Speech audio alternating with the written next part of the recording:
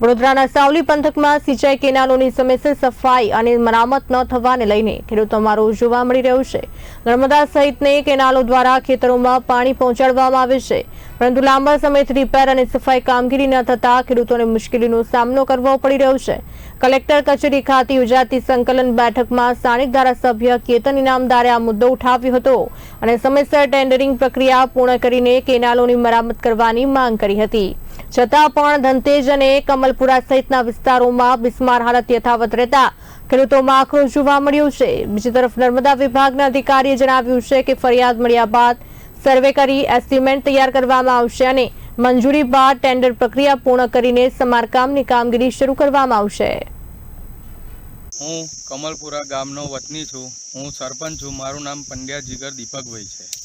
આથી મારે રજૂઆત કરવી છે કે અમારા સાવલી વિધાનસભાના ધારાસભ્ય શ્રી કેતનભાઈ ઇનામદાર સાહેબશ્રીએ ગઈ સંકલન મિટિંગમાં રજૂઆત કરી હતી કે કેનલોનું સમારકામ અને સફાઈ કામ બંનેની રજૂઆત કરી હતી, પણ તે છતાં ઉનાળામાં અમારી કેનલની કોઈ સફાઈ કામ કે સમારકામ થયેલું નથી।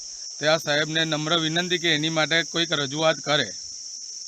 ખરેખર પાણીની જરૂરત ક્યારે હોય છે ખેડૂતને? ખરેખર પાણીની જરૂરત દિવાળી પછી હોય છે, પણ જ્યારે જરૂરિયાત હોય છે ત્યારે કશું જ કામ એ નથી થતું ને ત્યારે કેનાલો બંધ કરીને સમારકામ કરે છે, અને અત્યારે જ્યારે જરૂરિયાત છે ત્યારે એ લોકોએ કશું કામ કરેલું હોતું નથી। ખાલપા સાહેબ જે છે એમને રજૂઆત કરેલી છે, અહીંયાથી આ પારો કરવાનો એની જગ્યાએ આ ધારીઓ કરી અને એને પાણી વહેતું મૂકી દીધું છે, પણ એનું કોઈ નિરાકરણ લાયેલા નથી। સાહેબને અમે 5 થી 6 વાર રજૂઆત કરેલી છે, સ્થળ પર પણ બોલાયેલા છે, પણ એની કોઈ જ એમને નિરાકરણ લાયેલું નથી। અમારા ગામનું વિસ્તારમાં કામગીરી થઈ નથી, આપનું શું કહેવું છે?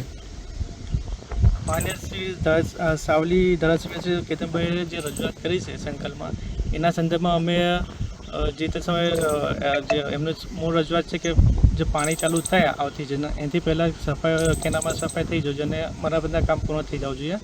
તેના સંદર્ભમાં અમે બધા સર્વે કરી અને એસ્ટિમેટ બનાવીને મોકલીએ સમાજ વિભાગમાં। એ મંજૂર થશે તો આવતી પાણી ચાલુ થયા પહેલાં લગભગ સફાઈ કામ પૂર્ણ